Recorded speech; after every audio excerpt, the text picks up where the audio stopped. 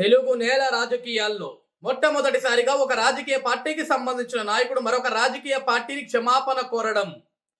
నారా లోకేష్ ఏదైతే నిన్న గౌరవ ముఖ్యమంత్రి నారా చంద్రబాబు నాయుడు గారి మడకశిర పర్యటన సందర్భంగా అక్కడున్న పోలీస్ అధికారులు ముందస్తు అరెస్టుల పేరిట ఏదైతే సిపిఐ పార్టీ సిపిఎం పార్టీకి సంబంధించిన నాయకులు గృహ నిర్బంధన చేశారో ఆ గృహ నిర్బంధనపై ఏదైతే ఆ పార్టీకి సంబంధించిన నాయకులు ఏదైతే ఒక లేఖను రాశారో ఆ లేఖకి వెంటనే స్పందిస్తూ మమ్మల్ని క్షమించండి కామ్రేడ్, మేము చేసిన తప్పుకి క్షమాపణ కోరుతున్నాం. కూటమి ప్రభుత్వానికి లేని ఆలోచన ఇది.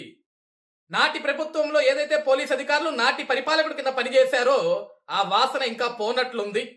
వాళ్ళందరికీ కూడా మేము కఠినంగా చెప్తాం.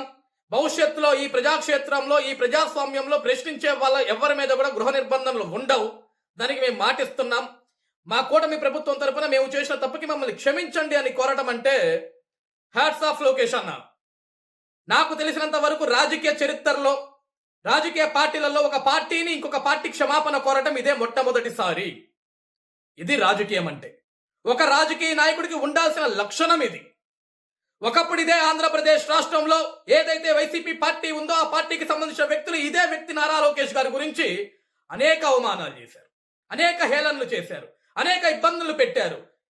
ఎంతమంది ఎంత అవమానం చేసినా ఎన్ని మాట్లాడినా సరే నవ్వుకుంటూ పక్కకు వెళ్ళిపోయాడు తప్ప ఏ రోజు కూడా వాళ్ళ మీద విచక్షణ రహితంగా మాట్లాడటం ఎప్పుడు కూడా నారా లోకేష్ గారు చేయలేదు.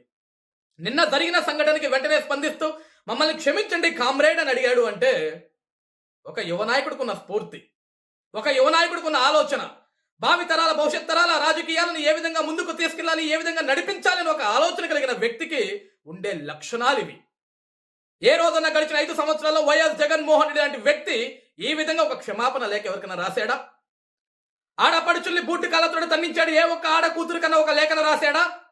అన్యాయంగా రైతన్నల మీద కేసులు పెట్టి ఎస్సీ ఎస్టీ కేసులు పెట్టి జైళ్ళకి తరలించాడు ఏ ఒక్క రైతులకైనా క్షమించమని ఒక లేఖను రాశాడా? అనేక మంది యువత విద్యార్థులు మాకు జాబ్ క్యాలెండర్ ఏది అని అడిగిన రోజు వాళ్ళందరి మీద కేసులు పెట్టి వాళ్ళని జైలు పంపించాడు తప్ప ఏ రోజున సరే ఒక్క నిరుద్యోగికి ఈ విధంగా ఒక లేఖను రాశాడా? అది ఒక సైకోకి ఒక మంచివాడికి ఉన్న తేడా.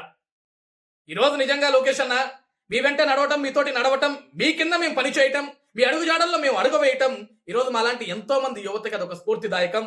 Thank you so much. ఏదైతే మీ మీద మేము ఒక నమ్మకాన్ని పెట్టుకున్నామో ఆ నమ్మకాన్ని ఇంకా మాలో పెంచి ఈరోజు ఆంధ్రప్రదేశ్ రాష్ట్రంలో నారా లోకేష్ అంటే రాజకీయ నాయకుడు మాత్రమే కాదు, ఒక మంచి మనసున్న వ్యక్తిగా, ఒక ఆంధ్రప్రదేశ్ రాష్ట్రమే కాదు ప్రపంచం మొత్తం కూడా మెచ్చుకునే వ్యక్తిగా నువ్వు మారుతున్నావు. Thank you so much. మీ కింద పనిచేసే అవకాశం ఇచ్చినందుకు.